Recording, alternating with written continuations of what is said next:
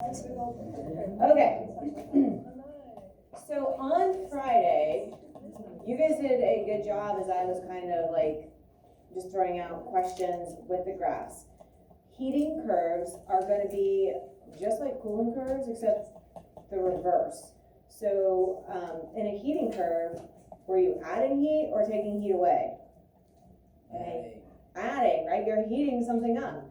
So you're adding heat to the system, making it an endothermic. It is taking heat into it.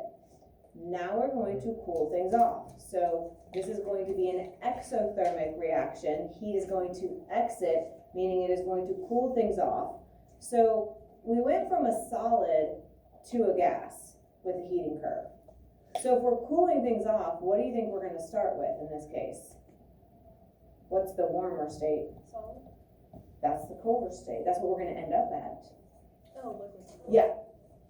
So if we're trying to cool something off, what state do you think we're probably going to start with? Dane? Gas. Ooh, very nice. So this is going to be, you're going to see it's kind of flipped. It's going to be the exact reverse. We're going to start with a high temperature, end with a low temperature.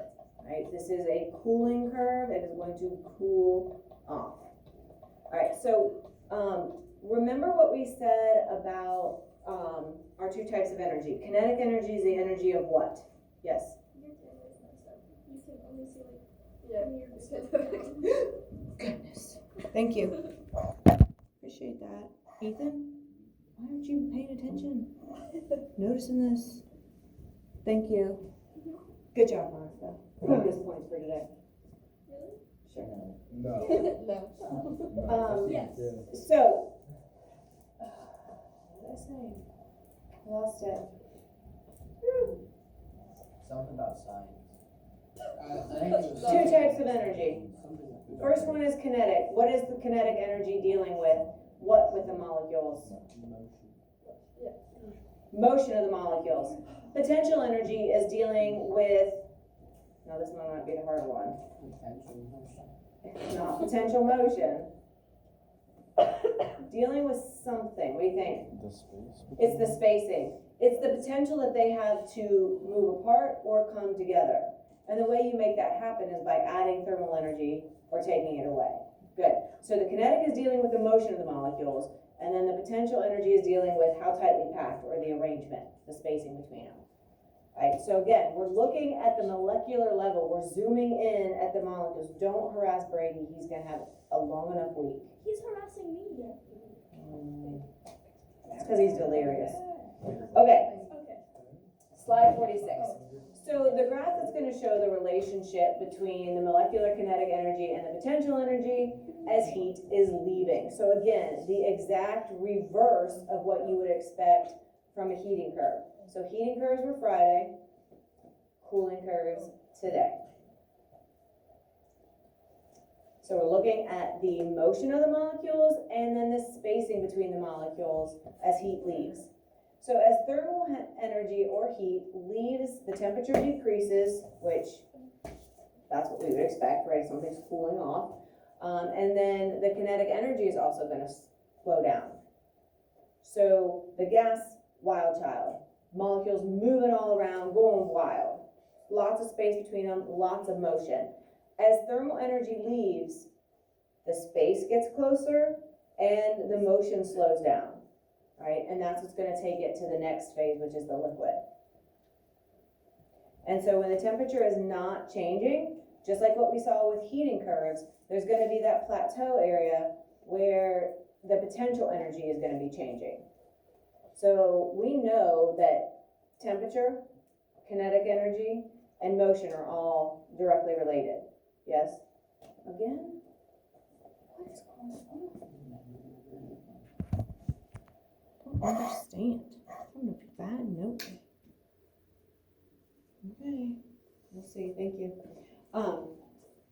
And so when we know that if you're taking heat away from the system, but the temperature is not going down or not changing, then that heat that's being taken away has to be affecting something. That thermal energy has to affect something, and what it's affecting is the potential energy, right? And so the exact same concepts that we talked about on Friday, now in reverse. So here we start up high and to the left, right? So we're starting at a high temperature and it's gas, and then we're gonna have a plateau area, and then we're gonna have a downward area, then another plateau area, and then another downward area. All cooling curves are gonna have this arrangement. Now, depending on how long these little segments are, that depends on the exact situation, but they're gonna have this sort of arrangement, okay? These two plateau or bridge areas connecting these two states of matter, this plateau connecting these two states. So think of it like that bridge, right? This is going to be an exothermic process because this is going to obviously have heat exiting, which is why it's cooling down. Again, try not to memorize all this. There's too much of it to keep straight, and it's too easy to get it all confused. Just think about it logically. Temperature's going down. Things are cooling off. Heat is exiting or leaving the situation. And this, again, is going to be the graph that we're going to use. I'm not going to have this graph on the screen when we start to say what's going on between A and B and C and C and D, like we did on Friday. But you have the graph on your notes. It'll be right there next to this where you're filling in that information. So this is the slide. So when I'm like having my hand like this is showing the A, B, B, C, C, D, right? So that's the graph you're going to be looking at on your paper, even though I won't have it up here. So exothermic, again, heat is exiting, it's being released into the surroundings. It's associated with cooling curves because things are cooling down as heat exits. And exothermic sounds like exits. And again, we already had these two exo and endothermic reactions when we looked at chemical reactions. Now we're just looking at them as a process. Not necessarily a chemical reaction taking place, but we're just saying what the heat is doing. Okay, so here is our breakdown of what's happening. When you're at that segment AB, at that first downhill segment, it's the cooling of a gas. One phase is present, kinetic energy is going down. How do we know that kinetic energy is going down? What visually can we look at on the graph to tell us what the kinetic energy is doing? The temperature? Yep, it's really easy to see that the temperature is going down. So if I look at this graph, it's going from like 165 to 100. That's down. That means kinetic is going to do the same thing. So remember, whatever temperature does, that's what kinetic does. And so there's two things that are easily visible on the graph. It's easy to see what temperature is doing. It's easy to see it's going down here, here, and here. It's also easy to visually see the plateau areas where the temperature is constant, 100, 100, 100, 100, or what is this? Maybe like 50, 50, 50, 50. At those plateau areas, I told you to think of what? The three P's, right? So potential, well, first of all, the plateau, that's what you visually see. Then we have, that's where potential energy is changing. And then we know that a phase change is also taking place there. And again, it makes sense because you're bridging the gap between the gas and the liquid. So it makes sense that you'd have both of them there. And then here you're bridging the gap between the liquid and the solid. So it makes sense that you have two phases present. You have both the liquid and the solid as this is starting to refreeze, basically. Okay, so those two visual things can help you answer a bunch of questions. Always look at temperature and always find those plateau areas, and then you know a lot of what's going on. Okay, so back to BC. This is where condensation happens, which matches the definition of a gas changing into the liquid state. There's going to be two phases because it's like the bridge between the gas and the liquid. Potential energy is decreasing. If you just tell me that that's where potential energy is changing, that's good. Sometimes people start getting confused. They're like, well, is the potential energy increasing or decreasing? Well, it matches what's happening with the temperature in a way. So if temperature is going down, then really potential energy at this point is going to be going down. But I'm fine if you just realize, hey, that's where potential energy is changing. Okay. We can see the kinetic energy is constant because we know what matches that, what can we visually see on the graph? Like if I'm stuck at 100, 100, 100, what's that mean with my temperature? It's constant. So if it's constant, which I can visually see on the graph, then I know that my kinetic energy is also constant. Do you have your notes? Where is your stuff? Are they in your locker? Okay. That is a problem. Make sure you bring them and get these caught up on your own. Okay. CD. Now we are back on the downhill. All right.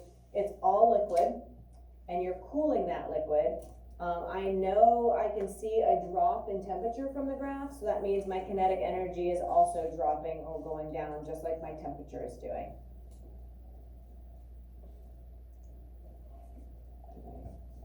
Okay. And then we go DE. This is the solidification or freezing process when you have a liquid changing into a solid. This is a plateau area. So on your graph, it's kind of like over here. The plateau, so that makes me think of the 3 Ps. So I have plateau, phase change is taking place, which means I have 2 states present. And I also know this is where my potential energy is changing. And specifically, this is where my potential energy is decreasing. I know kinetic energy is constant, again, because I see that the temperature is constant. And potential and kinetic can't both be changing. Like one's constant, one will be changing. And in this case, it's the potential that's changing and the kinetic that's constant. And then finally, our final downward slope back in that bottom right corner of your graph, it's the cooling of a solid. There's only one phase there. And that's where kinetic energy is going down, and we can visually see that on the graph because the temperature is going down. So always look at temperature, and then I'll tell you about kinetic.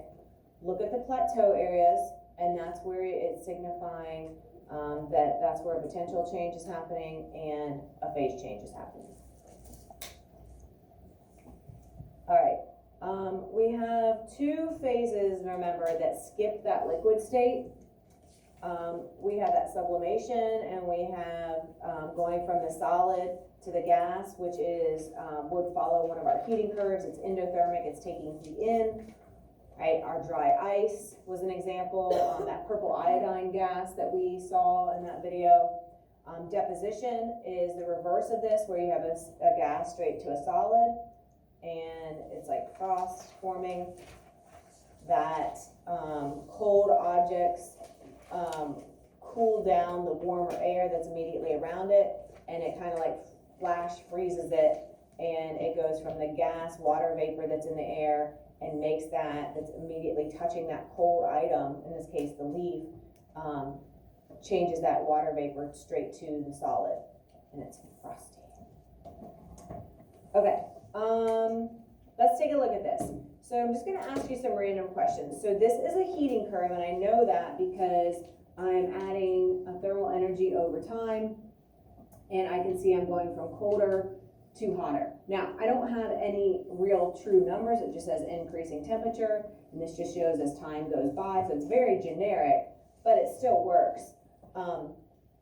So somebody give me a location where the temperature is increasing. So you just tell me A, B, C, D, or E. Tell me where temperatures are going up. A. Right? Gilbert, where's temperature going up? We already had A. All right? Billy. Those 3 locations, temperature's going up. It's easy to see because the line's going up. Echo, tell me one of the plateau areas. B. You said B like boy? Yeah. Good. All right, B. What else is taking place at B? What am I going to find there? Like what state of matter would be seen at location B? What do you think? Solid and liquid. You'd have solid and liquid. Remember, this is the bridge between your solid and your liquid. So they're going to both be found there. Good. Where's the other plateau area, Connor? Good. And so, let's see. Kendall, where are the two places that potential energy is gonna be changing? Where would we find potential energy changing? Potential. Who can give her a hint? What should she look for on the graph? What could help clue her in that it's changing there? Say it, Veronica. Where do you see the two plateau areas? B and D. I put you on the spot and I'm just gonna randomly be calling on people. All right, so we already identified that B and D are plateau areas, so instantly you should be thinking, okay, I know the other two things that are gonna happen there. That's where potential is gonna change. And what's the other one? What's going on at B and D? Phase change. Phase changes. Good. All right. What three locations are you gonna find just a single phase at a time? Where would you find just like all solid or all liquid or all gas? What do you think? Good, A, C, and D. That's where our kinetic energy is going up and our temperature is going up. Good. All right, so those are the type of questions that you're gonna see on the Kahoot, which is what we're gonna go to now. That's a video on the drinking bird. It's like a little novelty toy. I can't find a good video explanation, like he goes on and on forever. But it works with this cooling and